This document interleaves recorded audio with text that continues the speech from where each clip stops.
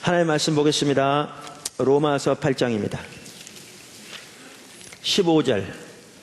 네, 하나님의 말씀은 로마서 8장 15절입니다. 너희는 다시 무서워하는 종의 영을 받지 아니하고 양자의 영을 받았으므로 우리가 아빠 아버지라고 부르짖느니라.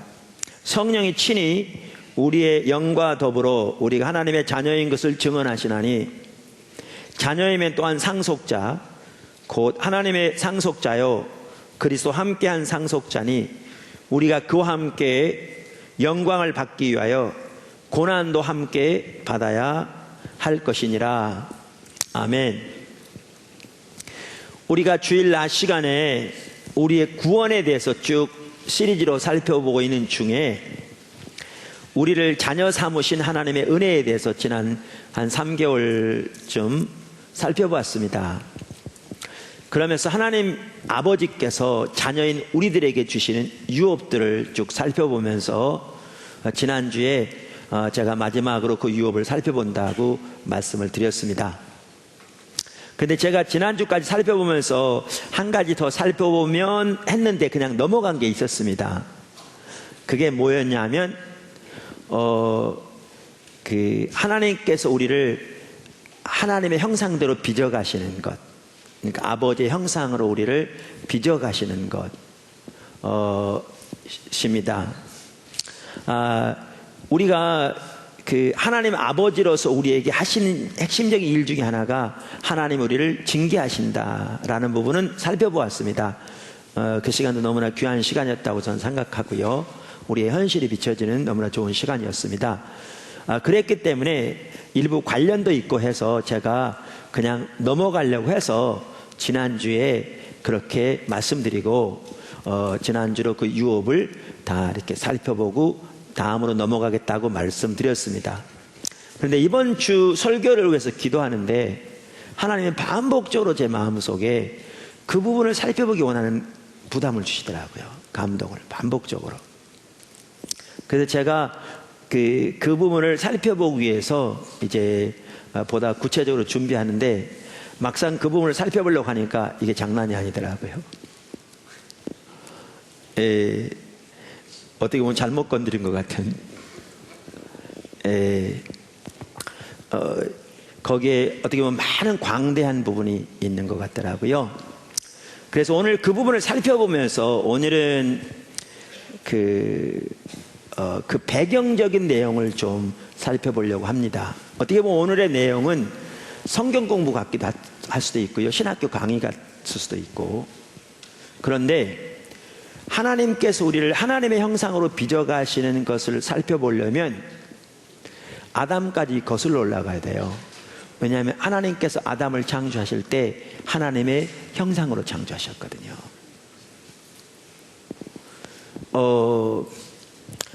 그래서 오늘은 말씀드린 대로 하나님께서 자녀에게 주신 유업, 아버지 형상으로 변화시키는 것에서 첫 번째 시간으로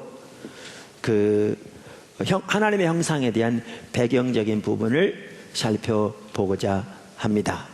첫째, 하나님은 아담을 하나님의 형상으로 창조하셨습니다. 하나님은 아담을 하나님의 형상으로 창조하셨습니다.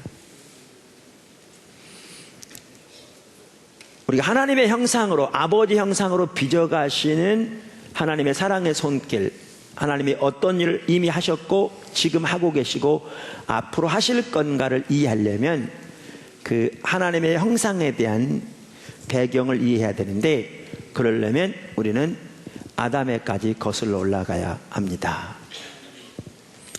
자, 작은 첫 번째, 하나님은 아담을 하나님의 형상으로 창조하셨습니다. 우리는 이것을 창세기 1장 26절 이하를 보면 명백하게 알 수 있습니다. 잘 아는 내용이죠. 창세기 1장 26절. 혹시 방문하신 분이 계시면요, 포도나무교회 설교는 그냥 설교만 들어가면 잘 이해 못합니다. 물론 여러분이 성경적인 지식을 충분히 가지고 있으면 뭐 쉽게 이해하겠죠. 근데 일반적으로 오늘날 성도들이 그렇지 못한 분들이 많아가지고요.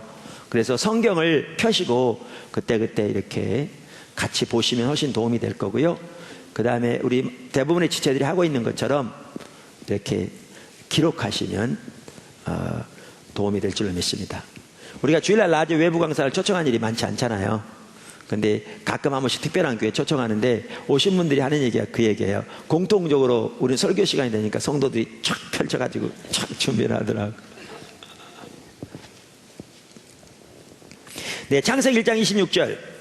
하나님이 이르시되 우리의 형상을 따라 우리의 모양대로 우리가 사람을 만들고 그들로 바다의 물고기와 하늘의 새와 가축과 온 땅과 땅에 기는 모든 것을 다스리게 하자 하시고, 하나님이 자기 형상 곧 하나님의 형상대로 사람을 창조하시되 남자와 여자를 창조하시고, 하나님이 그들에게 복을 주시며 하나님이 그들에게 이르시되 생육하고 번성하여 땅에 충만하라, 땅을 정복하라, 바다의 물고기와 하늘의 새와 땅에 움직이는 모든 생물을 다스리라 하시니라.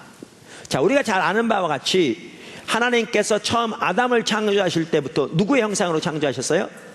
하나님의 형상으로 창조하셨습니다. 우선 여기에 보시면 하나님이 말씀하시기를 우리가 그랬어요. 이게 복수로. 여기 우리라고 하는 것은 어떤 의미인가 학자들이 일반적으로 4-5가지로 얘기합니다. 전반적으로.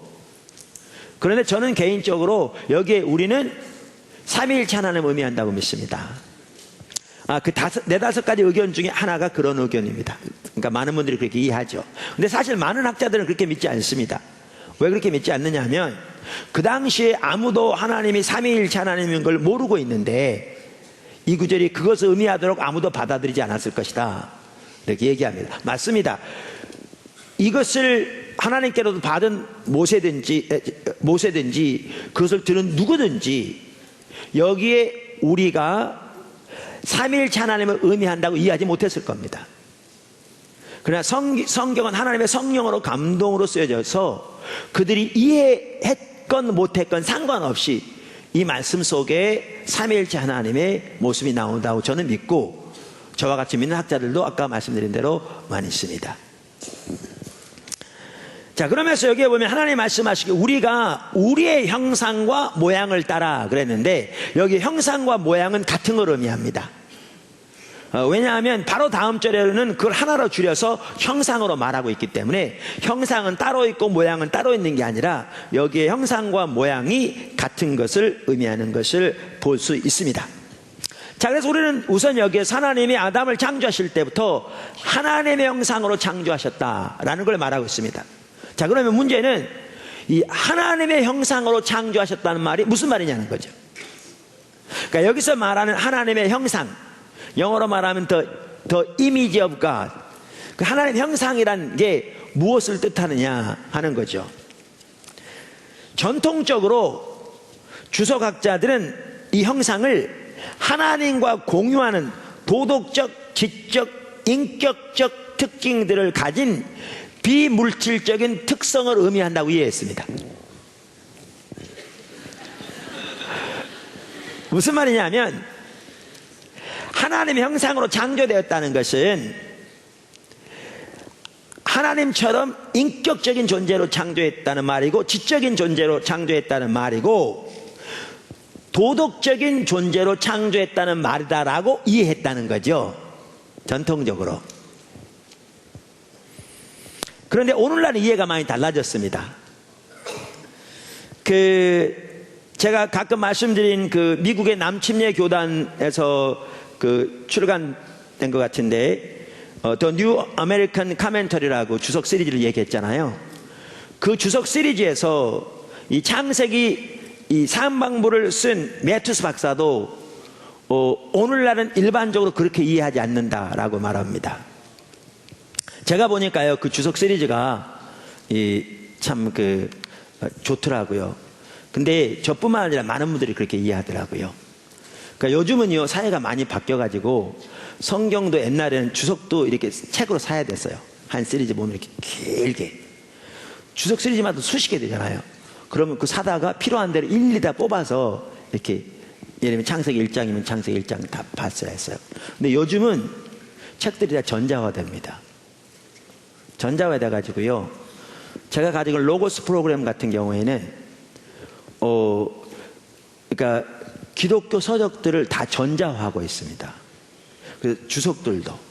저는 그 많은 이 단계 중에서 중간 단계를 샀는데 그래도 100만 원이 넘는데, 그리고 책을 추가로 계속 구입하고 있죠. 근데 너무나 놀라운 사실은요, 어떤 주제를 가지고 검색을 하면 내가 가지고 있는 모든 책에 나오는 그 주제에 관련된 부분이 다 나옵니다. 그만큼 이제 사회가 바뀌어가는 겁니다. 그래서 예를 들면 거기에 기독교 서적 전체가 들어있다 그러면 몇십만 권 되겠죠. 제가 미국에서 공부할 때 사우스웨스턴에 그 당시에 있던 책이 60만 권인가 40만 권인가 그랬으니까, 도서관에 있던 책이. 지금 훨씬 더 많겠죠. 그러면 예를 들면 100만 권 있다 그러면, 그 돈이 엄청 들겠지만, 근데 100만 권을 놓고 검색을 하면 100만 권 내에 있는 그와 관련된 부분 다 뜨게 되는 거죠. 이제 그렇게 바뀌어갑니다. 사회가 급속도로. 그러니까 이제 많이 도움이 되는 거죠. 성경 연구하고 읽고 하는 분들에게. 근데 그러니까 이런 프로그램을 주로, 이제 한국말로 안 돼 있어서 전부 다 영어로 돼 있습니다. 이런 프로그램을 주로 누가 많이 이용하냐면 신학생들, 또 신학교 교수들과 학자들, 그다음 목회자들이 주로 많이 이용하겠죠. 평신도들보다는. 그런데 제가 왜 이런 얘기를 하냐면, 거기서도 이렇게 주석이면 주석 시리즈를 이렇게 그 평가를 해요. 읽는 사람들이. 그래서 별 하나, 둘, 셋, 넷, 다섯 해가지고 이렇게 뭐 4반, 5반. 그런데 제가 지금 말씀드린 주석 시리즈, 그 시리즈는요, 그 중에서도 제가 가진 책들 중에서는 제일 좋은 그 평가를 받은 책이에요. 그러니까 귀한 책들이에요. 근데 거기서도 그 매튜 박사도 뭐라고 그러냐면, 이것이 전통적으로 이렇게 이해되어 왔는데 오늘날은 대부분 그렇게 이해하지 않는다, 이렇게 말합니다. 특별히 20세기 후반부터는 전반적으로 그렇게 이해하지 않는다. 여러분, 사실 모든 면에서 급속도로 발전하기 시작한 게 20세기 후반부터잖아요. 지금은요, 1년 동안에 발달되는 과학이 과거에 100년 동안 발달되는 것보다 훨씬 더 많이 발달해요. 아니, 어떨 때는 1년이 아니라 하루에 발달되는 과학이 과거에 100년 동안 발달된 과학보다 더 많을 때도 많을 겁니다. 모든 면에서. 그러니까 신학적인 연구도 사실은 거의 맥락을 같이 하거든요. 왜냐하면 그만큼 자료가 더 방대해지고, 지금처럼 옛날에 연구하려면 모든 책들 다 읽었어 검색했어야 되는데, 이제는 단어 하나만 치면 거기 가지고 모든 책들이 검색이 같이 되니까, 그러니까 훨씬 더 급속도로 연구가 되는 거죠. 더 광범위하게 전체적으로 연구가 되는 건데, 그러면서 이렇게 이 하나님의 형상만 하더라도 20세기 하반부로 오면서 이것을 기능적으로 이해하게 되었다. 기능적으로, 존재적으로 이해하는 게 아니라 기능적으로 이해하게 되었다. 그러면서 뭐라고 그러냐면, 그 매튜스 박사는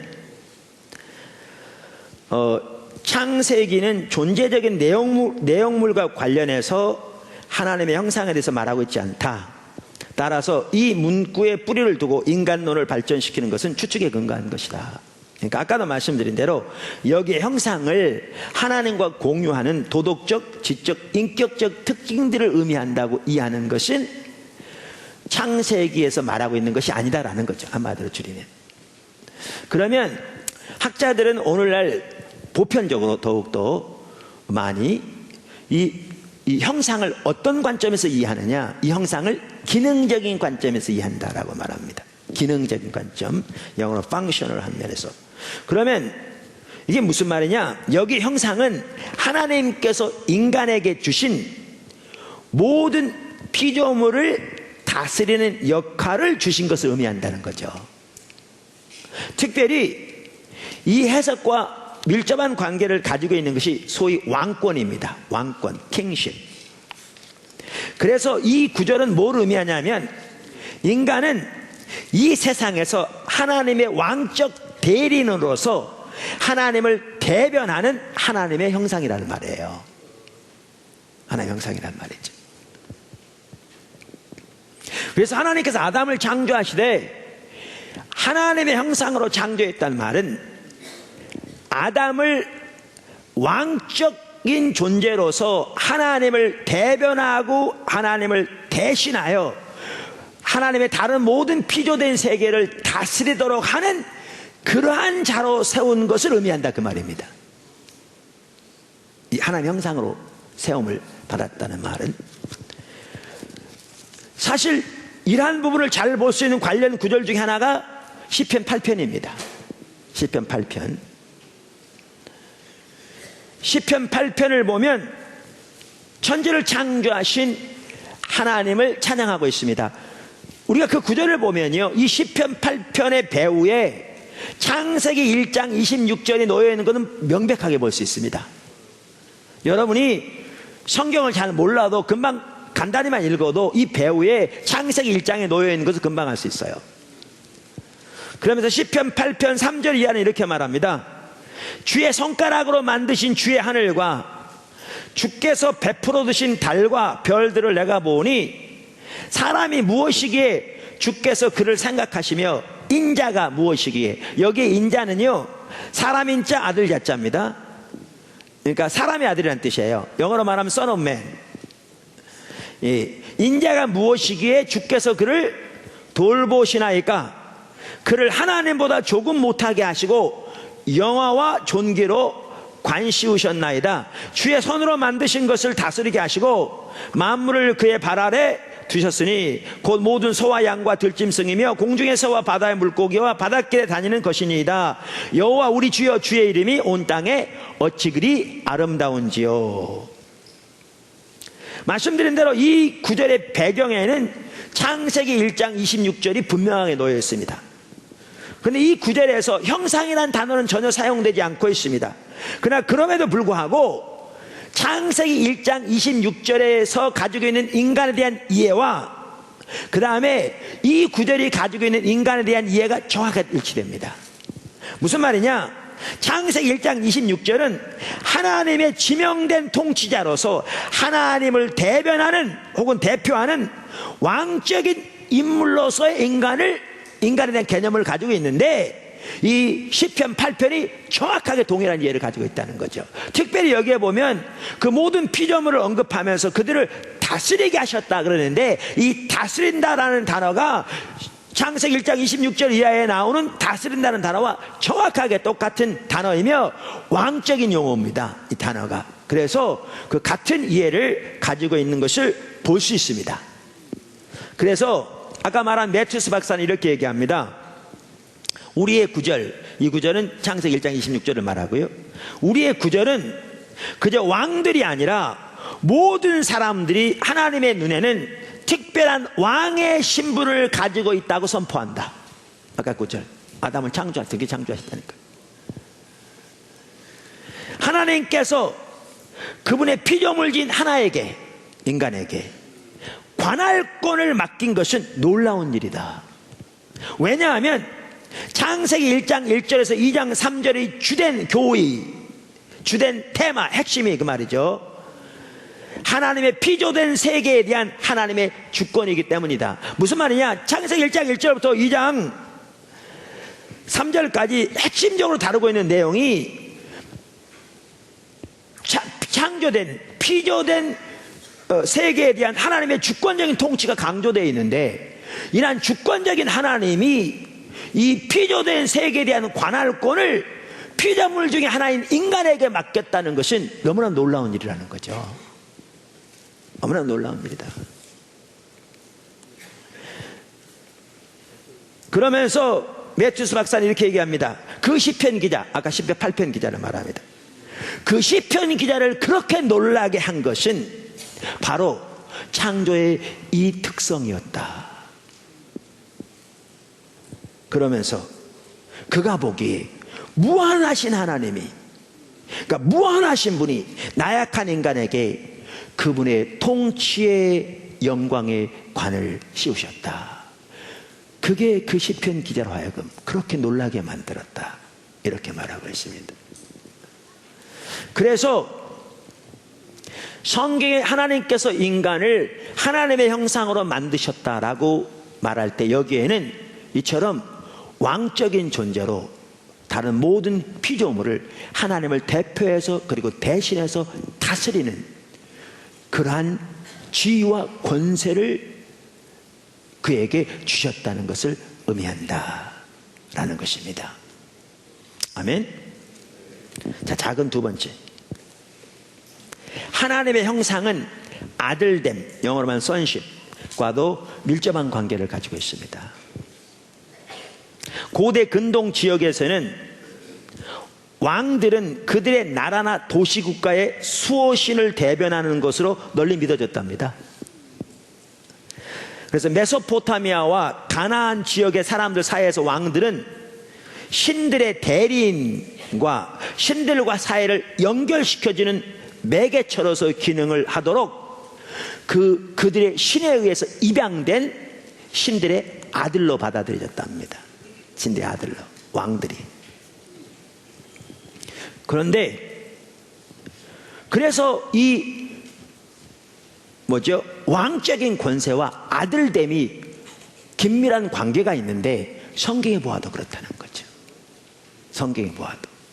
성경에 보면 하나님이 아담을 이렇게 하나님의 형상을 닮아 왕적인 존재로 만드셨는데 하나님은 동시에 그 아담을 하나님의 아들이라고 부르고 있습니다. 하나님의 아들이라고. 어디에? 누가복음 3장에서 예수님의 족보를 말하면서 성경 그렇게 말하고 있습니다. 그래서 누가복음 3장 38절에 보면 예수님의 족보가 나오는데 그 마지막 절에 38절의 마지막 족보의 마지막 절이죠. 이렇게 얘기합니다. 우리말 성경에는요, 이게 봐도 이게 좀 이렇게 감이 안 와닿게 돼 있어요. 그 위는 에노스요, 그 위는 셋이요, 그 위는 아담이요, 그 위는 하나님이시니라, 이렇게 돼 있으니까 그 위는 이렇게 돼 있으니까 좀 마음이 덜 와닿게 돼 있습니다. 근데 아까도 말씀드린 대로 23절부터 보면 예수님의 족보에 대해서 말하면서 지금 말하고 있는 거거든요. 그래서 23절에 이렇게 말해요. 사람들이 아는 대로는 요셉의 아들이니, 누가? 예수께서 요셉의 아들이니, 뭐니? 요셉의 아들이니, 요셉의 위는 헬리요. 그러니까 이 말은 요셉은 헬리의 아들이요, 그 뜻이에요. 그래서 영어 NIV 성경에 보면요, 아까 읽은 누가복음 3장 38절을 뭐라고 번역하고 있냐면 이렇게 말하고 있어요. The son of Enosh. 그러니까 그 에노스의 아들, 그리고 컴마치고 the son of Seth, 셋의 아들, 그 다음에 the son of Adam, 그는 아담의 아들, 그리고 뭐라고 그랬냐, the son of God, 그는 하나님의 아들이었다는 거죠. 하나님의 아들. 그래서 여기에 보면 이 하나님의 형상과 밀접한 관계를 가지고 있는 것 중에 하나가 뭐냐면 아들됨입니다. 아들됨입니다. 그래서 앞으로도 우리가 좀 더 자세히 살펴보겠지만 하나님께서 하나님의 아들된, 여자도 다 포함된다고 그랬죠. 유업과 관련된 거니까. 아들된 우리들에게 주시는 유업 중에 하나가 뭐냐면 하나님의 형상입니다. 이 형상과 아들됨이 밀접한 관계를 가지고 있습니다. 작은 세 번째, 학자들에 의하면 이런 맥락에서 하나님의 형상은 하나님의 영광과도 관련됩니다. 하나님의 영광과도 관련됩니다. 그러니까 하나님의 형상은 아들됨과 관련될 뿐만 아니라 하나님의 영광과도 관련됩니다. 유대인들의 전통에 의하면 타락 전 아담은 천사들처럼 영광으로 덧입혀졌다고 믿었답니다. 유대인들의 전통은. 그래서 성경도 이 부분을 말하고 있습니다. 시편 8편 5절, 아까 읽었던 구절인데, 인간 혹은 인자를 말하면서 그를 하나님보다 조금 못하게 하시고 뭐래요?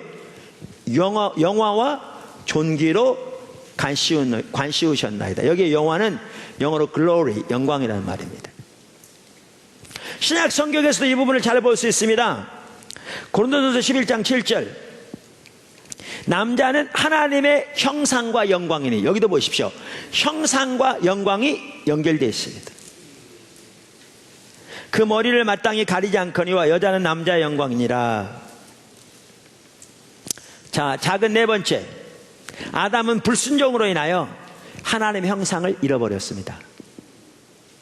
아담은 불순종으로 인하여 하나님의 형상을 잃어버렸습니다.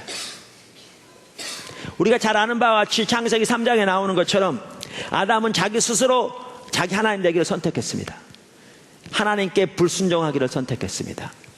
사단의 미혹에 빠져서. 그래서 그는 하나님을 거역하게 되었고, 그 결과가 뭐였느냐?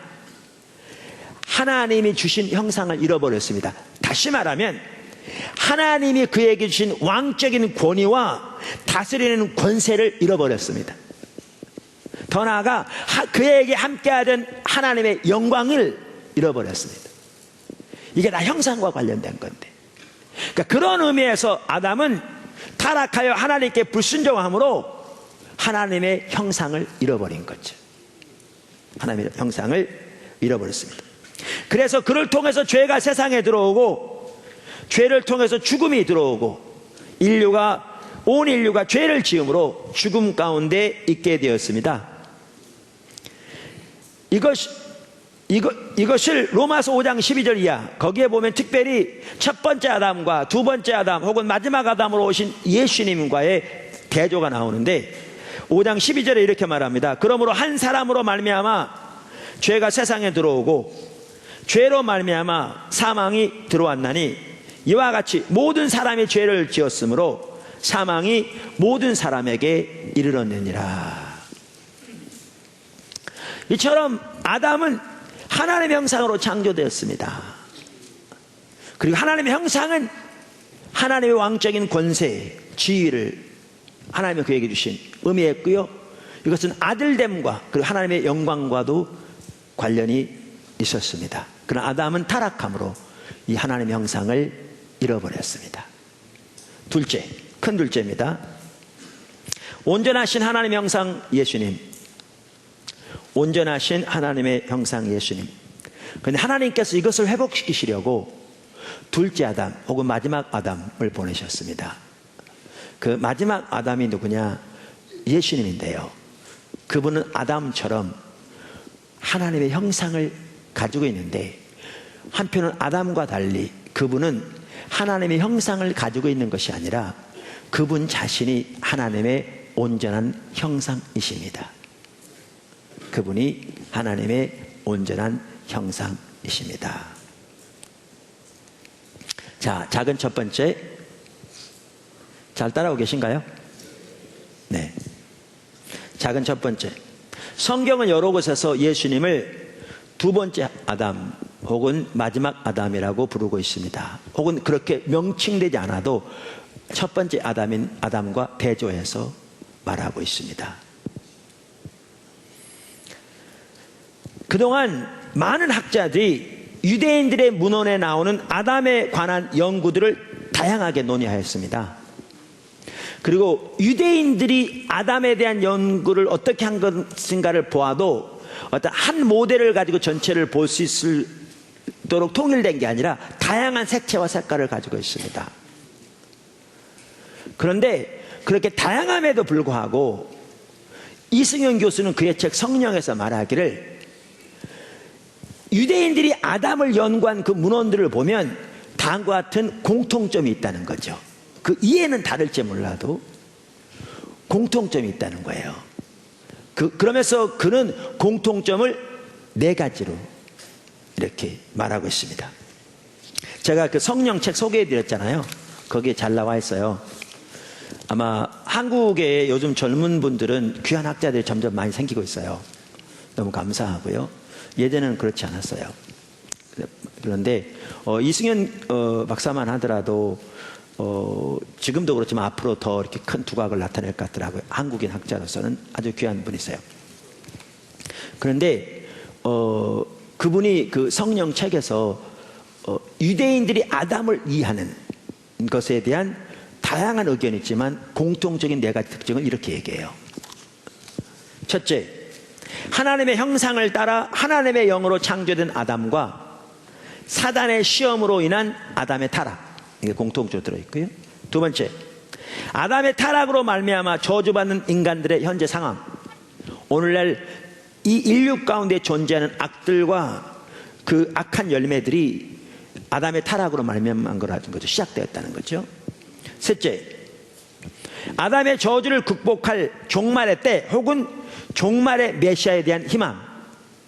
넷째, 의로운 하나님의 종말의 백성들이 회복하여 누리게 될 타락전 아담에 누렸던 많은 축복들, 이러한 것들이 공통적으로 들어있다는 거예요. 유대인들이 아담에 대해 연구한 문헌들을 보면,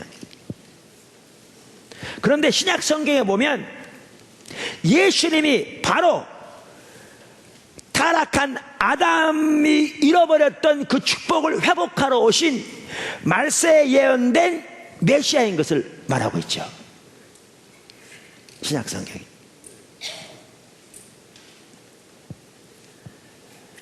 그것을 잘 말해주는 구절 중에 하나가 어디냐? 아까 말씀드린 로마서 5장 12절에서 21절입니다. 이 구절은 우리가 나중에 살펴볼 겁니다. 자세하게. 뿐만 아니라 고린도전서 15장 21절 22절도 그 부분을 보여줍니다. 고린도전서 15장 21절 22절. 사망이 한 사람으로 말미암았으니 죽은 자의 부활도 한 사람으로 말미암는도다. 처음에 한 사람은 아담을 가리키는 거고, 첫 번째 사람. 나중에 한 사람은 마지막 아담인 그리스도를 말하는 거죠. 그러면서 22절, 아담 안에서 모든 사람이 죽은 것 같이 그리스도 안에서 모든 사람이 삶을 얻으리라, 이렇게 말하고 있죠. 더 나아가 그 고린도전서 15장 45절에 보면 이렇게 말하고 있습니다. 기록된 바 첫사람 아담은 생명이 되었다 함과 같이 마지막 아담은 살려주는 영이 되었나니. 그래서 여기에 보면 첫 번째 아담을 첫사람 아담으로, 그 다음에 예수님을 마지막 아담으로 말하고 있는 것을 볼 수가 있습니다. 이와 같이 신약 성경은 여러 곳에서 예수님을 두 번째 아담으로 부르고 있습니다. 두 번째, 작은 두 번째입니다. 되게 빠르죠.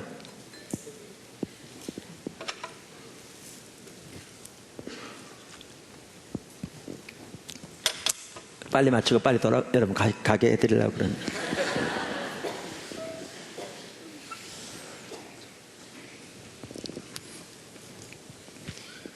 두 번째, 예수님은 온전한 하나님의 형상이십니다. 예수님은 온전한 하나님의 형상이십니다. 아멘. 아담이 하나님의 형상으로 창조함을 받은 것처럼 예수님도 하나님의 형상을 가지고 계십니다. 물론 예수님은 아담처럼 창조된 분이 아닙니다. 그러니까 예수님 안에 있는 하나님 형상과 아담 안에 있는 하나님 형상은 다릅니다. 그러나 분명한 한 가지는 아담이 하나님의 형상으로 창조된 것처럼 예수님도 하나님의 형상을 가지고 계시다라는 것입니다. 그래서 예수님은 온전한 하나님의 형상이십니다. 두 번째 아담으로서. 이 부분을 잘 볼 수 있는 구절 중에 하나가 어디냐? 고린도서 4장 이하입니다. 거기 보면 사도 바울이 복음을 전하는 것을 말하는 구절인데요. 잘 아는 구절이죠. 찾아보실래요? 고린도후서 4장 4절. 그 중에 이 세상 신이 믿지 아니하는 자들의 마음을 혼미하게 하여 그리스도의 영광의 복음의 광채가 비치지 못하게 하미니. 잘 보십시오. 그 다음 뭐라고요? 그리스도는 뭐라? 하나님의 형상이니라. 사실은 제가 아까 쉽게 가지고 있다고 표현했는데요, 성경에 보면 예수님은 하나님의 형상을 단순히 가지고 있는 게 아니고 예수님이 하나님의 형상이십니다. 예수님이 하나님 형상이세요. 그래서 그리스도는 하나님의 형상이니라 그랬죠. 4장 6절을 보세요. 그 아래 어두운 데서 빛이 비치라 말씀하셨던 그 하나님께서 예수 그리스도의 얼굴에 있는 하나님의 영광을 아는 빛을 우리 마음에 비추셨느니라. 여기도 보시면요, 하나님의 형상과 하나님의 영광이 연관되는 걸 볼 수 있죠. 그렇죠? 그래서 여기에 보시면 예수님이 하나님의 형상이시라 이렇게 말하면서 그 예수님의 얼굴에 하나님의 영광이 머물러 있다 이렇게 말하고 있죠. 하나님의 영광이 머물러 있다. 이 구절은 독특한 하나님의 형상이신 예수님만이 우리에게 주실 수 있는 구원에 대해서 말하고 있는 구절이죠. 또한 예수님이 하나님의 온전한 형상이신 것을 보여주는 성경 구절 중에 또 한 다른 대표적인 구절이 어디냐? 골로새서 1장입니다. 골로새서 1장 15절 이하를 보십시오. 예, 성경을 찾으십시오. 여기에 그는 예수님을 가리킵니다. 바로 그 위를 보시면 예수님을 가리키는 걸 금방 알 수 있어요. 그는 보이지 아니하는 하나님의 형상이시요. 누가? 예수님이 보이지 아니하는 하나님의 형상이시라는 거죠. 모든 피조물보다 먼저 나신이시니, 이 말은 예수님이 태어난 분이라는 말이 아니에요. 나중에 보면 알지만 이 말은 예수님이 모든 피조물보다 먼저 계셨다는 거예요. 뭘로서? 하나님의 형상으로서. 뿐만 아니라 예수님은 모든 창조에 직접적으로 관여하신 분이라고 이 구절은 말합니다. 그래서 15절, 만물이 그에게서 창조되되, 하늘과 땅에서 보이는 것들과 보이지 않은 것들과 혹은 왕권들이나 주권들이나 통치자들이나 권세들이나, 이 말은 천사의 세계를 가리켜요. 타락한 천사들이 사단의 세력들이죠. 그래서 사단의 세력들도 이렇게 부르고 있어요, 성경에 보면. 그래서 여기에 보시면 보이는 것이건 보이지 않는 것들이건 모든 피조물이 다 어떻게 해요? 그에게서, 예수님에게서 창조되되, 그뿐만 아니라 만물이 다 그로 말미암고 그를 위하여 창조되었고, 다시 말하면 보이는 세계건 보이지 않은 세계건 모든 피조물이 예수님에 의해 예수님을 위해 창조되었다. 그 다음에 예수님, 그렇게 성경은 말하고 있어요. 그리고 예수님을 통해 창조되었다 이렇게 말하고 있죠. 이렇게. 그러면서 17절, 또한 그가 만물보다 먼저 계시고, 여기 단어 중요한 계시고죠. 그분은 계셨어요. 창조된 게 아니고. 근데 언제부터? 만물보다 먼저 계시고 만물이 그 안에 함께 섰느니라. 그래서 이 구절에도 보아도 예수님은 어떠한 분이시라고요? 보이지 아니하시는 하나님의 형상이시다. 그분은 만물이 창조되기 훨씬 전부터 계셨고 그 모든 피조물의 창조 가운데 적극적으로 개입하셨다. 이렇게 말하고 있습니다. 아멘. 더 나아가 히브리서 1장 3절을 보시면 예수님은 하나님의 형상의 정확한 하나님의 정확한 형상, 그 형상 그 자체임을 보여주고 있습니다. 히브리서 1장 3절 보시죠. 여기는 예수님을 가리킵니다. 하나님의 영광의 광채시요 그 본체의 형상이시라. 우선 여기도 먼저 보시면요, 형상과 영광이 연관되어 있습니다. 제가 이 부분은 지금 지적만 하고 갑니다. 왜냐하면 나중에 그 부분을 살펴볼 거거든요. 아담 때도 그렇고 예수님 안에서 그렇고 형상과 영광이 연결되는 걸 볼 수 있습니다. 그래서 이 구절에서도 예수님은 하나님의 영광의 광채시요 그 본체의 형상이시라. 그의 능력의 말씀으로 만물을 붙드시며 죄를 정결하게 하는 일을 하시고 높은 곳에 계신 지극히 크신 이의 우편에 앉으셨느니라. 근데 우리말에 그 본체 형상이라 이렇게 돼 있잖아요. 근데 그 본체 형상이라는 단어를 영어 NIV 성경은 뭐라고 번역하고 있냐면 이렇게 번역했어요. The exact representation of His being. 하나님의 존재를 정확하게 그대로 대변하는 분이라 그 말이죠. ASB 성경은 성경을 문자적으로 해석한 성경 중에 하나거든요. 그 성경은 그 본체 형상이라고 우리말에 번역된 이 부분을 뭐라고 번역하고 있냐면 The very image of His substance. 하나님의 존재의 바로 그 형상 그 자체라 이렇게 말하고 있어요. 그래서 예수님이야말로 하나님의 정확한 하나님의 존재의 정확한 형상입니다. 그 본체의 형상입니다. 아멘. 자, 작은 세 번째. 예수님은 아담과는 다른 하나님의 형상이십니다. 다시 말하면 선지하신 하나님의 본체입니다. 예수님은 아담과는 다른 하나님의 형상이십니다. 다시 말하면 예수님은 선지하신 하나님의 본체입니다. 아담은 하나님이 흙으로 만드신 하나님의, 그리고 거기에 하나님의 형상을 따라 만드신 피조물입니다. 물론 이 일을 하나님은 성령을 통해 하셨습니다. 이 부분 나중에 살펴볼 겁니다. 그래서 성경을 보면 하나님께서 인간을 흙으로 만드시고 그 코에 생기를 불어넣으셨다고 말하고 있죠.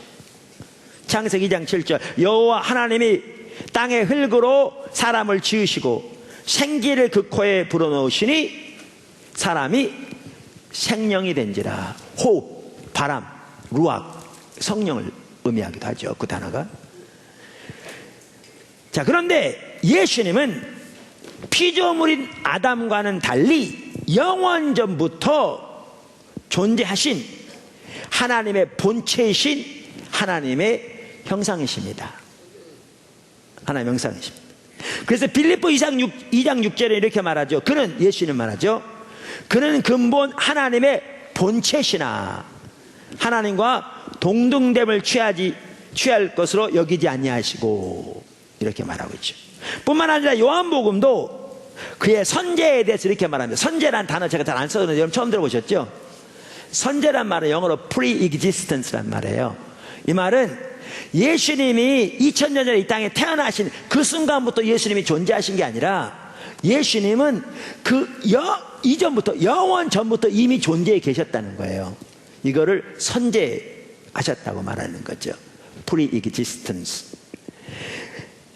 그런데 그것을 잘 보여주는 구절 중에 하나가 어디냐? 요한복음 1장 1절에서 3절이죠. 요한복음 1장 1절에서 3절 한번 보실래요? 태초에 말씀이 계시니라. 이 말씀이 하나님과 함께 계셨으니 이 말씀은 곧 하나님이시니라. 태초에 뭐가 계셨다고요? 말씀이. 근데 여기 태초는 창세기 1장의 태초와는 다른 겁니다. 태초에 하나님이 천지를 창조하시니라. 이 창세기 1장의 태초는 만물을 창조하신 그 시점을 말합니다. 그러니까 만물을 창조하신 그 시점 태초에 하나님이 천지를 창조했다는 말이고요. 여기에 태초는 그보다 훨씬 영원 전부터 있었던 이 모든 만물이 존재하기 훨씬 전부터 있었던 그 처음을 말합니다. 사실 처음이 없죠. 처음과 끝이 없으신 분이니까 바로 그 처음을 말합니다. 여기에 태초는 다른 걸 말합니다. 그래서 그때부터 뭐가 계셨다고요? 말씀이 계셨다. 그러니까 말씀이 창조되었다고 되어 있지 않고요. 말씀이 계신다. 계셨다. 여러분 이 단어가 영어로 I am입니다. 비동사. 나중에 영광 부분에 대해 살펴볼 때 이 영광이 모세에게 어떻게 영광으로 하나님께서 나타나셨는가도 같이 연결해서 살펴볼 기회가 있을 것 같은데요. 형상과 관련된 영광 있을 텐데, 여러분 하나님께서 출애굽기 3장에서 모세에게 나타나셨잖아요. 이스라엘 백성들 애굽에서 건져낼 계획을 펼쳐가기 위해서. 그때 하나님께서 모세에게 하나님 자신을 계시하시되 어떤 하나님을 계시하셨어요? 나는 스스로 있는 자라 그랬어요. 영어로 말하면 I am who I am, 혹은 I am what I am. 다른 말로 하면 그분은 I am이라는 거예요. The eternal I am. 그러니까 창조된 게 아닌 스스로 존재하신, 영원 전부터 영원 끝까지가 영원한 현재로 그분 앞에 존재하는 영원한 현재이신, 스스로 존재하신 분이라는 거예요. The eternal I am. 또 I am.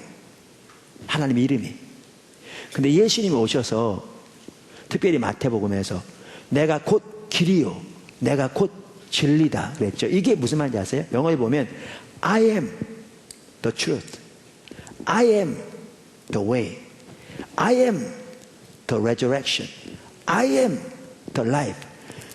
그러니까 예수님이 그 I am, 영원 전부터 영원 끝까지 영원한 현재로 스스로 존재하시는 피조물과는 근본적으로 구별된 창조주 주권자 하나님의 본체이신 걸 보여줘요. 여기에 요한복음 1장에 태초에 말씀이 계시니라, 이 말은 그 뜻이에요. 계신다, 계신다. 태초의 말씀이 계시니라.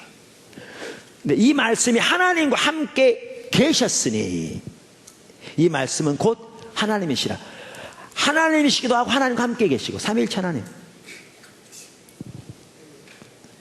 그가 태초에 하나님과 함께 계셨고 만물이 그로 말미암아 지은 바 되었으니, 보세요, 태초부터 계시면서 천지 창조에 적극적으로 개입하셨어요. 여러분 창세기 1장에 보면 하나님께서 만물을 창조하실 때 뭐를 창조하셨어요? 말씀으로. 근데 요한복음 1장에 보면 바로 하나님이 말씀으로 창조하셨는데 그 말씀이 예수님을 가리키는 걸 볼 수 있어요. 그래서 천지 창조만 하더라도 삼위일체 하나님이 함께 하신 겁니다. 하나님이 창조하시고 예수님을 통해 창조하시고 성령의 능력으로 창조하시고, 하나님께서 인류의 재창조를 이루실 때 예수님께서 물에서 침례를 받고 올라오실 때도 하늘에서 하나님의 음성이 들리고 예수님이 계시고 성령이 그 위에 임하시는 삼위일체 하나님이 역사하신 겁니다. 그래서 말씀이 하나님이시며 하나님과 함께 하셔서 천지를 창조하신 데 적극적으로 개입하신 걸 볼 수 있고요. 그래서 지어진 것 중에 단 하나도 이 말씀으로 말미암지 않고는 지어진 것이 없다, 이렇게 말하죠. 사도 요한을 통해 쓰여진 성경인데요, 아까 골로새 1장에 사도 바울을 통해 쓰여진 성경과 정확 같은 이해를 가지고 있어요.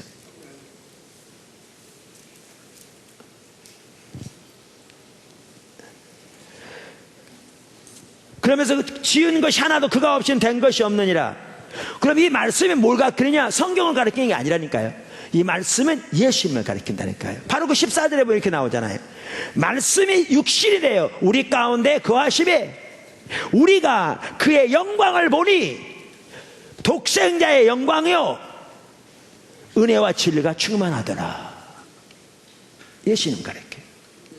이처럼 예수님은 하나님의 정확한 형상이시되 아담과는 달리 피조되지 않은, 만들어지지 않은, 창조되지 않은, 태어나지 않은 영원전부터 스스로 계신, 영원전부터 영원 끝까지를 영원한 현재로 가지고 계신, 그리고 스스로 존재하시는 The Eternal I Am의 본체이신, 선재하시는 하나님 형상인 걸 볼 수 있습니다.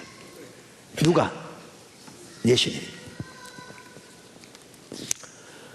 그러면 제가 지금 뭘 살펴보려고 하냐면요, 초대교회는 어떻게 이걸 알았을까라는 거죠.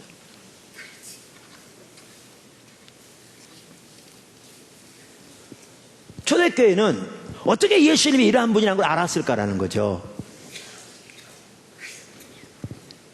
그럼 어떤 분은 그럴 수 있거든요. 아, 성령이 감동해 주셨지. 여러분, 이러면 성령이 감동해 주셨다면 아브라함이 죄송합니다. 요한이 성경을 쓸 때 하나님이 성령께서 이렇다라고 말씀해서 그걸 받았었어요. 그러면 사람들이 그걸 받아들일 것 같습니까?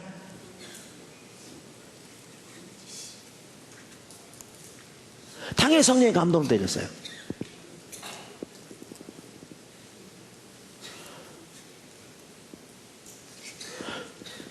그러니까 아까 보세요. 복음서를 복은 요한복음 예레미 선지하시는 영원한 뭐죠?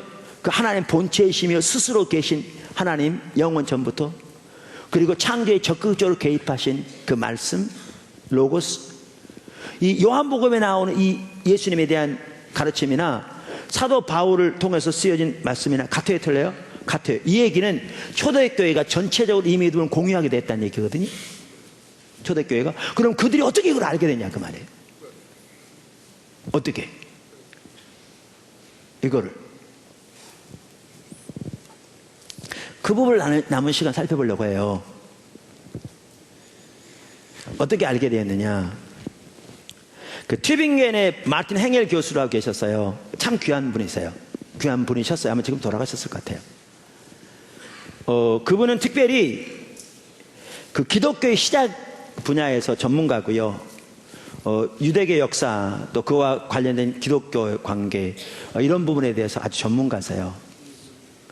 우리나라 그 학자 중에 유명한 한 분이 김소연 박사님이잖아요. 그분도 그 튜빙겐에서 한 1년 이상 연구하면서 그 닥터 행겔 그 뭐죠? 그분과 같이 이렇게 교제하고 거기서 많이 배우기도 하셨어요. 박사학위는 연구에서 받으셨지만 귀한 분이세요. 근데 그 닥터 행겔이 독일말 행겔이라고 그러나요? 예.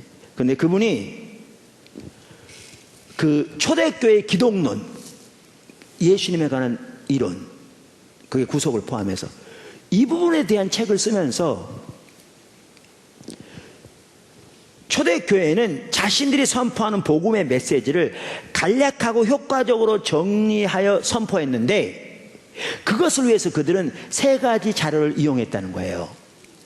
다시 말하면 그들이 그 당시에 전파한 메시지를 위해 그들이 사용한 재료가 3가지였다는 거예요. 이걸 바꿔 말하면 그들이 예수님의 구속이나 예수님에 관한 이론을 정립함에 있어서 그들이 사용했던 재료가 3가지였다, 그 얘기예요. 근데 아주 잘 정리한 것 같더라고요. 그 3가지가 뭔지 아세요? 이거예요. 첫째, 현재 자신들이 경험하고 있는 부활하신 주님. 둘째, 예수님 자신이 메시아이심에 대해서 가르치셨던 말씀들에 대한 기억. 셋째, 유대인들이 누구나 기억하고 외우고 있는 메시아에 관한 시편들. 다시 말할까요? 현재 자신들이 경험하고 있는 부활하신 주님, 예수님 자신이 메시아이심에 대해서 가르치셨던 말씀들에 대한 그들의 기억, 그들이 기억하고 있는 그 말씀들.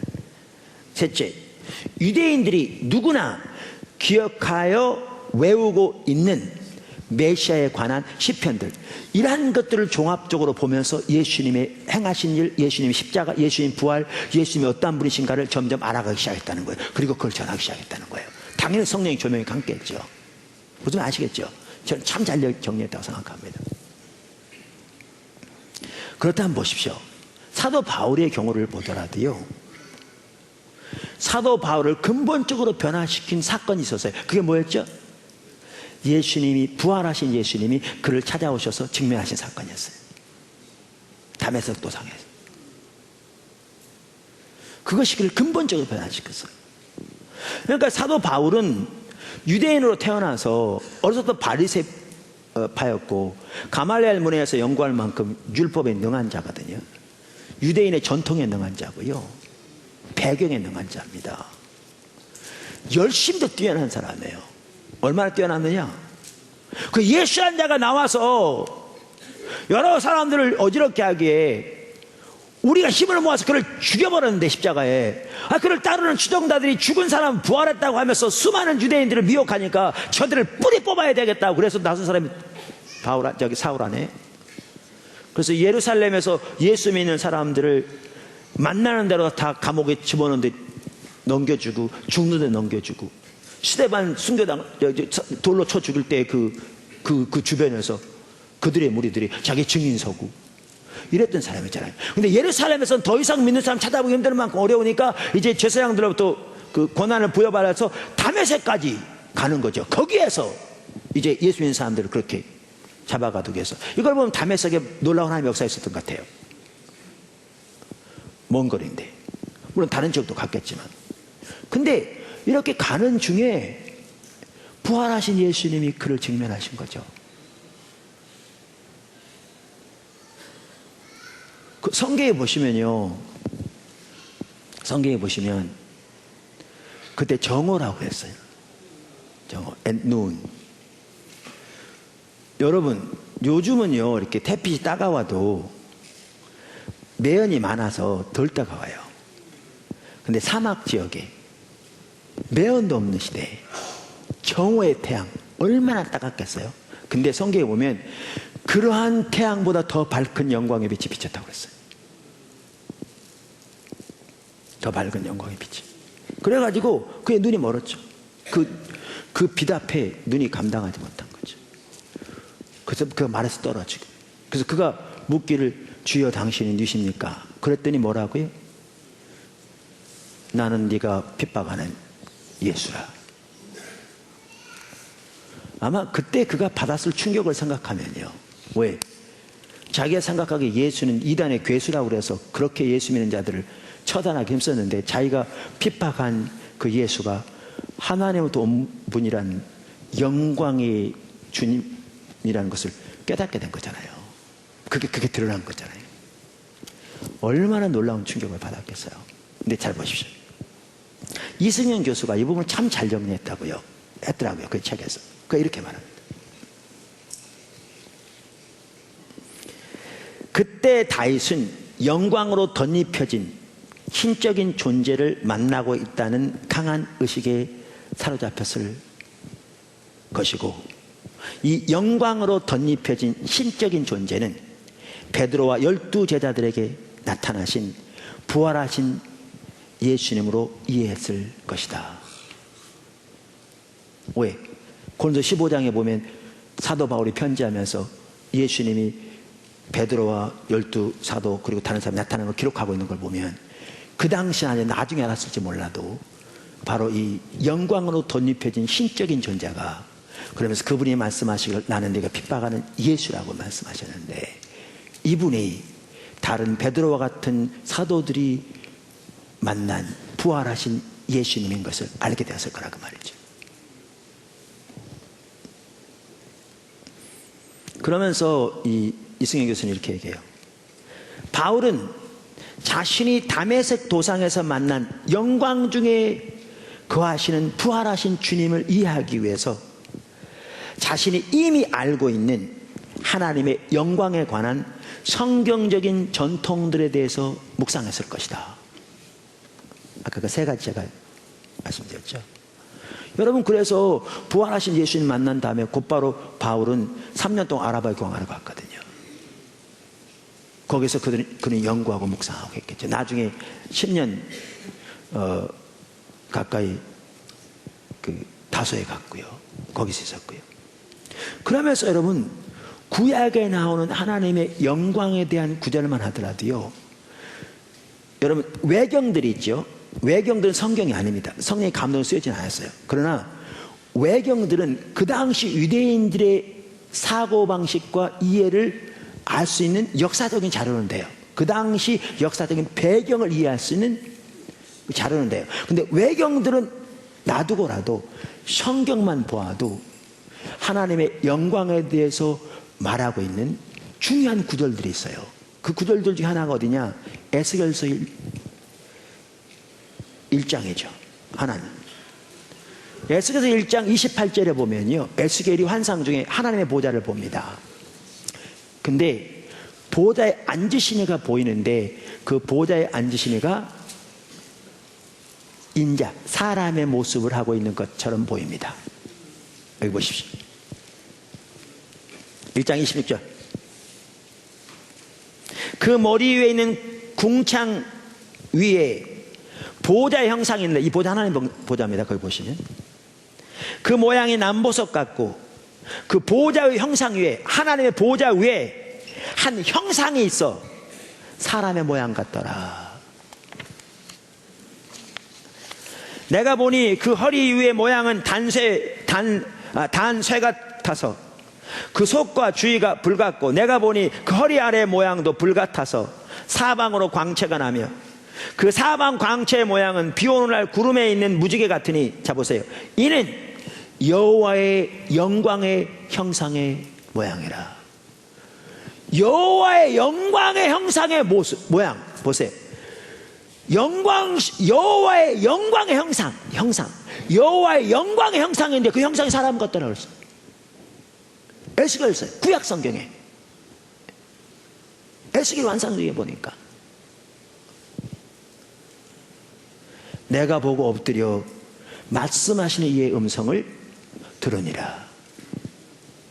뿐만 아니라 더 나아가서 다니엘서 7장에 보면요, 이 하나님의 영광의 형상을 인자라고 부르고 있어요. 구체적으로 인자란 말은 아까도 말한 대로 사람의 아들이라는 뜻이에요. 사람인 자 아들 자자 우리말에 영어로 son of man, 인자라고 불리고 있어요. 실제로 First Enoch 같은 그런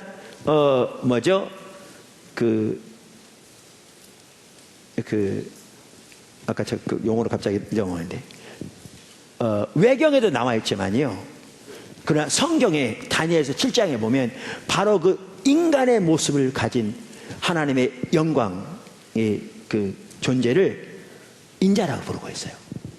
7장 13절 보실래요?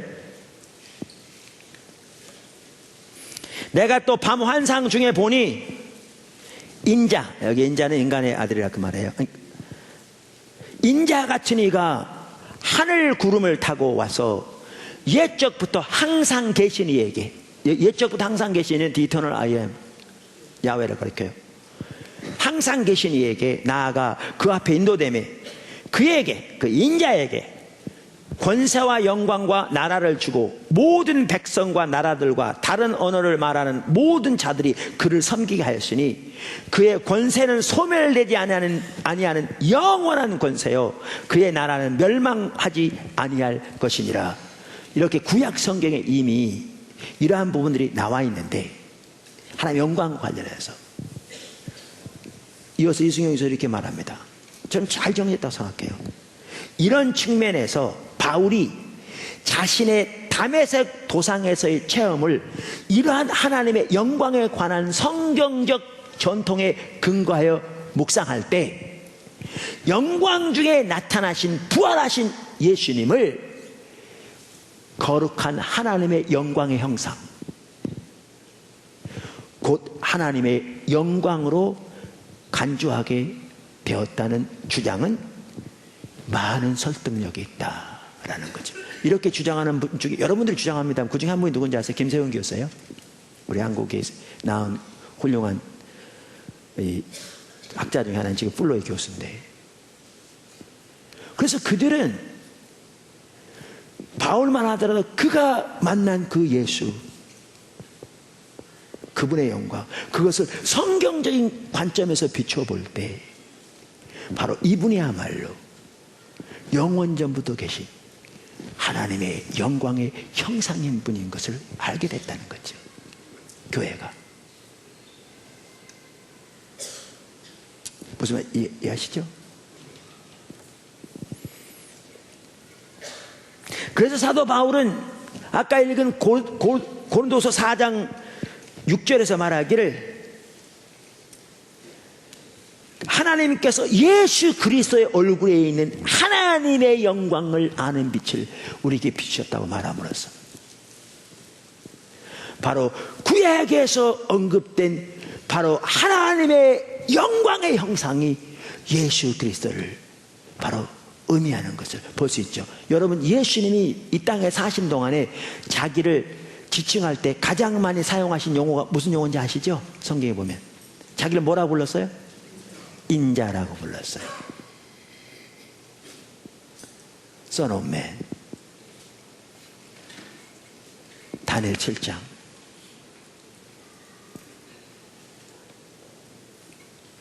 이렇게 교회는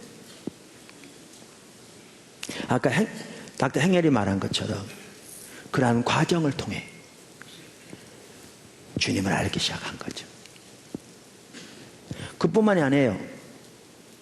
예수님의 선제에 대한, 그러니까 선제란 말은 2000년 전에 예수님 처음 태어나신 게 아니고 인간의 육을 가지고 오셨지만, 여러분 예수님이 선지하신 하나님의 아들인 걸 알게 되면요, 동령 탄생은 당연한 거예요.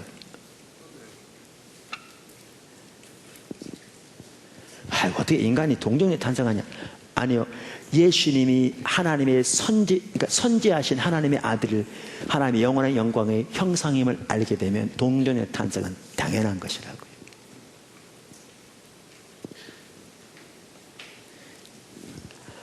하나님의 본체시나 하나님과 동등됨을 취할 것을 여기지 아니하시고 종의 형체를 가져 인간의 모습을 오셨다고 그러는데 이 속에는 동정의 탄생이 당연히 전제되어 있어요.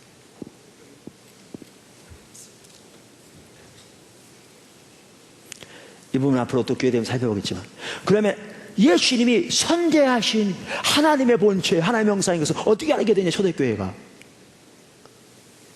이 부분도 마찬가지예요. 아까 그 세 가지가 참 잘 정리했다니까요, 그 닥터 행렬이. 여러분, 구약 성경은 선재하시는 지혜에 대해서 말하고 있어요.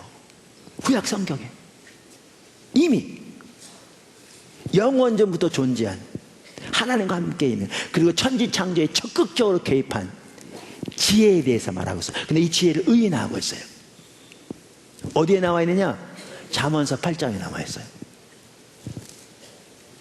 잠언서 8장. 잠언서 8장 22절부터 우선 보시죠. 여호와께서 그 조화의 시작, 곧 태초에 일하시기 전에, 여기에 태초는 뭘 가리켜요? 여기에 태초는 창세기 1장의 태초와 똑같은 거예요. 그러니까 천지를 만들 때를 말해요. 그러니까 요한복음 1장 1절 태초는 훨씬 그 이전을 말하는 거고요. 같은 용어지만 문맥을 보면 알 수 있죠. 곧 태초에 일하시기 전에 나를 가지셨으며, 여기에 가지셨다 그러니까 일부에서는 예수님 태어났다, 그래서 뭐죠, 초대교만 이단들이 나와서 예수님은 하나님이 아니다, 하나님이 낳은 분이라 그랬는데 안 해요. 여러분, 성경에 보면요, 그 구절과 바로 다음 구절에 똑같은 의미로 뭐라고 말하고 있는가를 보세요. 전체를 보아도 알 수 있고요. 이건 태어났단 말이 아니에요.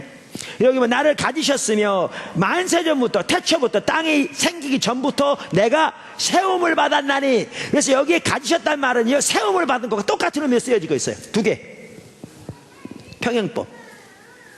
그러면서 이렇게 말해요. 여기에 나는 그 지혜를 가리키는데, 이 지혜가 천지가 창조되기 전 그 태초 이전부터 하나님 앞에 세움을 입었다 그랬어요. 그래 안 그래요? 우리말에는 만세전부터, 그러니까 하도 듣다 보니까 만세전 그러니까 이게 맨날 들어서 그렇지 깊이 뜻이 생각 안 될 때가 있거든요. 만세전부터 태초부터 땅이 생긴 점 그랬는데요, 영어 NIV 성경에 보면 이걸 뭐라고 번역하면 이렇게 돼 있어요. I was appointed, 나는 세움을 받았다, 지명되었다, 임명되었다, 이런 뜻이죠. 그러면서 from eternity, 영원전부터, 이게 만세전부터라는 뜻이에요. From eternity, 영원전부터 세움을 얻었다. From the beginning, 태초. 여기 태초, 천지, 이거 뭐죠?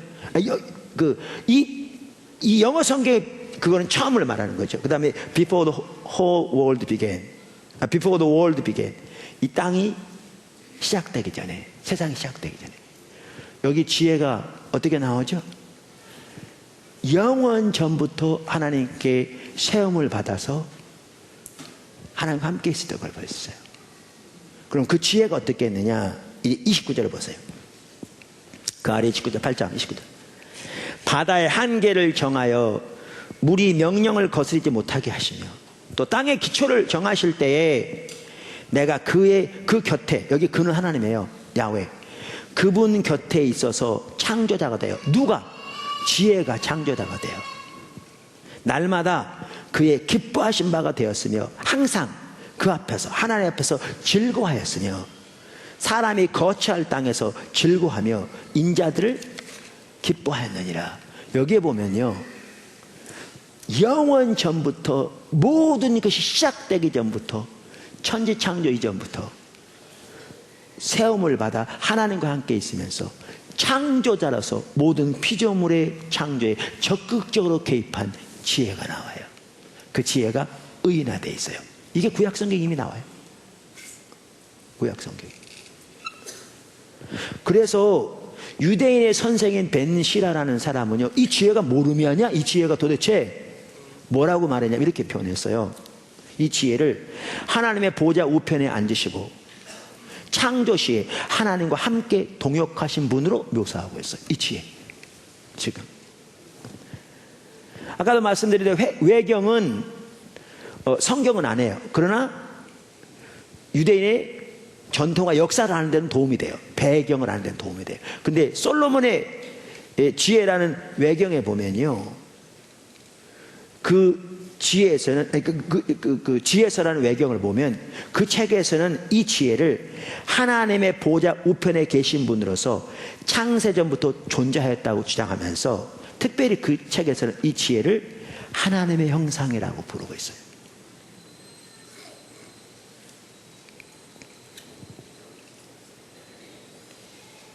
왜 하나님의 형상으로 부르고 있는가? 그 이유는 그 지혜는 보이지 않는 하나님을 대신하여 하나님을 우리에게 계시해 주시기 때문이라고 이렇게 나와 있어요.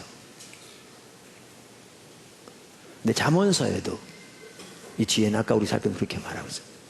그럼 아까 제가 마틴 행엘 교수가 참 잘 정리했다고 그랬죠? 뭐라고요? 세 가지. 어떻게 초대교회가 예수님을 알게 되었는가? 어떻게 초대교회가 그 복음의 메시지를 깨닫고 전하기 시작했는가? 그들이 어떻게? 당연히 성령이 함께 하시지만 그 세 가지 재료를 말했는데, 현재 자신들이 경험하고 있는 부활하신 주님. 둘째, 예수님 자신이 메시아심에 대해서 가르치셨던 말씀들에 대한 기억. 그러니까 자기들이 기억하고 있는 예수님 자신이 메시아에 대해 가르치셨던 말씀들. 세 번째는 유대인들이 누구나 기억하여 외우고 있던 메시아에 관한 시편들. 이것을 종합적으로 보면서 그들은 그러한 토대 위에서 부활하신 예수님을 이해하게 되면서, 그리고 그분의 가르침을 이해하게 되면서 우리가 알고 있는 이 기독론을, 예수님의 구속과 예수님을 알게 되었다 그 말이죠. 그럼 이 부분도 그래요. 여러분, 이 선제만 하더라도요, 예를 들면 이 지혜가 예수님을 어떻게 알게 되는가? 당연히 뭐를 통해서 알게 되었어요? 부활, 그리고 하나님의 형상 뿐만 아니고요, 그 시편만 하더라도 그 당시 유대인들이 하나님이 주신 성령의 감동으로 시편으로서 메시아에 대한 예언이라고 다 받아들이고 있던 시편 중 하나가 어느 시편이냐? 시편 110편이에요. 시편 110편.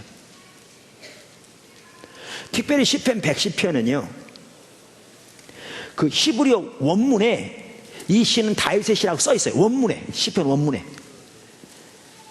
많은 시편의 위에 보면 누구의 시, 누구의 써 있잖아요. 이거는 학자들이 붙인 거거든요. 원문에 안 써 있는 내용들이에요. 근데 시편 110편 같은 경우에는 그 히브리어 원문에 이게 다윗의 시라고 써 있어요. 그 시편 110편. 그리고 그 당시 유대인들이 전체적으로 이 시편은 다윗의 자손으로 오실 메시아에 대한 예언이라고 다 받아들이고 있었고요. 그래서 그들은 그 구절을 외우고 있을 만큼 친숙한 구절이었어요. 그 시편 110편 1절이 뭐라고 하는 줄 아세요? 1절 이렇게 말해요. 여호와께서, 여기에 여호와는 누군지 아시죠? 네, 여호와 하나님. 여호와께서 내 주에게 말씀하시길. 여기 내 주는 누구예요? 메시아를 가리켜요. 여호와께서 내 주에게 말씀하시기를 내가 내 원수들로 내 발판이 되게 하기까지 너는 내 오른쪽에 앉아있으라 하셨도다. 그러면서 이 말은 뭐냐 하면, 이게 다윗의 시인데 다윗의 자손으로 오실 메시아에 관한 예언인데, 다윗이 그 메시아를 지칭하기를 내 주라고 지칭하고 있다. 이 시편.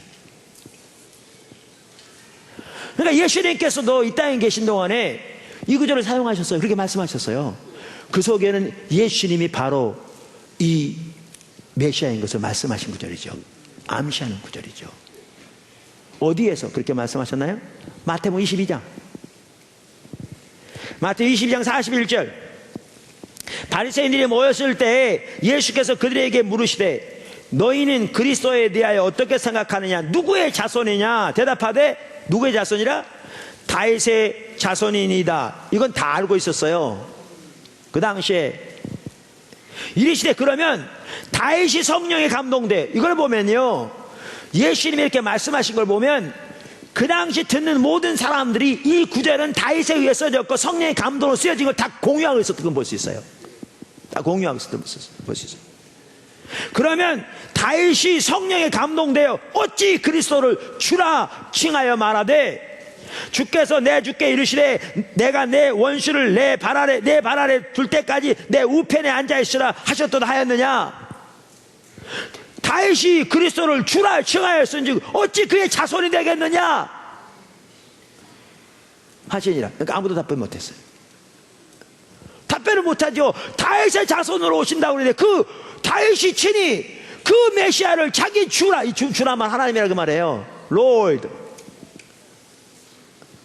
아니 다윗이 자기 자손으로 올 메시아를 지칭하면서 다윗 자손으로 메시아가 올 거라고 다 이렇게 이해하고 있는데 그 다윗이 어떻게 그런 메시아에게 자기 하나님이라고 부르겠냐 그 말이에요. 주란 말은 하나님이라는 뜻이에요. 주. 그러니까 아무도 답변하지 못했어요. 이 말 속에 뭐가 포함되어 있느냐? 예수님이 다윗의 자손으로 오시고 되어 있는 하나님이시라고 말해요. 하나님 우편에 앉으신. 그래서 히브리서에도 이걸 정확하게 말하고 있어요. 다른 성경도. 그래서 하나님이 모든 예수님의 원수를 그 발 아래 두실 것이고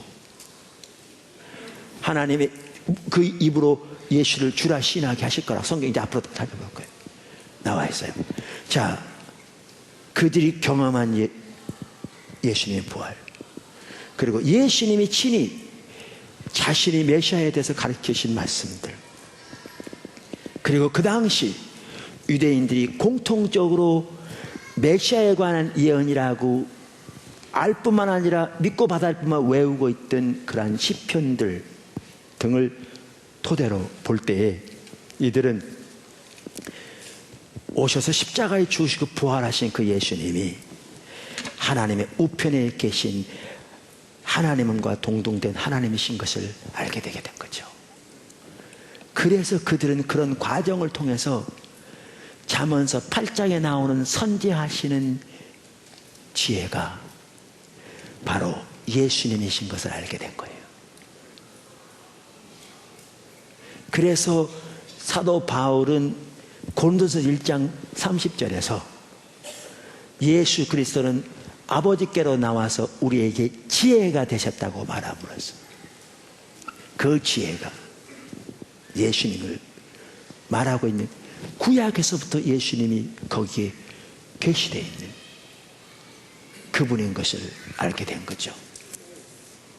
그래서 초대교회는 이렇게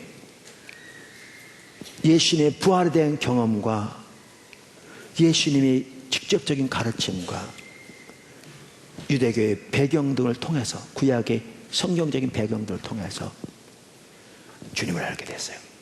그분의 십자가의 구속을 알게 되고요, 그분의 부활을 알게 되고요, 그분이 하나님 되심을 알게 되고요, 그분이 영원 전부터 존재하신 하나님 우편에 계신 하나님의 본체이심을 알게 되고요, 그분이 하나님의 본체의 정확한 형상이신 것을 알게 된 거예요. 사실 이것만 보아도요, 예수님 부활을 너무나 확실하게 하셨습니다. 예수님의 부활이 없었다면 이 모든 건 불가능해요. 불가능해요. 그 주님의 부활이 그 모든 것을 바꾸셨어요. 바꾸셨어요. 그래서 오늘은 여기까지만 살펴봅니다. 시간이 없어요. 바로 그 다음에 작은 네 번째가 뭐냐 하면 두 번째 아담 예수님 오셔서 어떻게 첫 번째 아담이 실패한 일을 복구하셨는가, 회복시키셨는가. 이게 이제 네 번째인데 이거는 내용이 많을 거잖아요. 짐작하시겠지만. 그러니까 오늘 못해요. 다음 시간에 할 거예요. 근데 오늘 저는 이 하나님의 형상, 이 부분 보면서 하나님이 어떻게 아담을 하나님의 형상으로 창조하셨는가, 그리고 어떻게 그것이 무엇을 의미였고 어떻게 실패했고 어떻게 이제 마지막 아담, 하나님의 정확한 형상의 본체이신 그분이 오셔서 그 아담이 잃어버린 하나님의 형상을 회복시키시는가, 이런 부분을 살펴보면서 오늘 내용을 보았는데, 사실 강의 같았지만 저는 보면서 너무나 좋더라고요. 정말 그 하나님의 그 일하신 그 하나님의 놀라운 그 오묘한 섭리와 은혜, 그 주님의 광대하심과 위대하심이 더 보여지니까 우리 당연히 아는 내용이지만, 이런 부분들이 우리에게 더 비춰진다면 우리가 오늘 드렸던 그러한 찬양을 들을 때도 우리는 완전히 찬양하는 이해가, 자세가 달라질 것 같아요.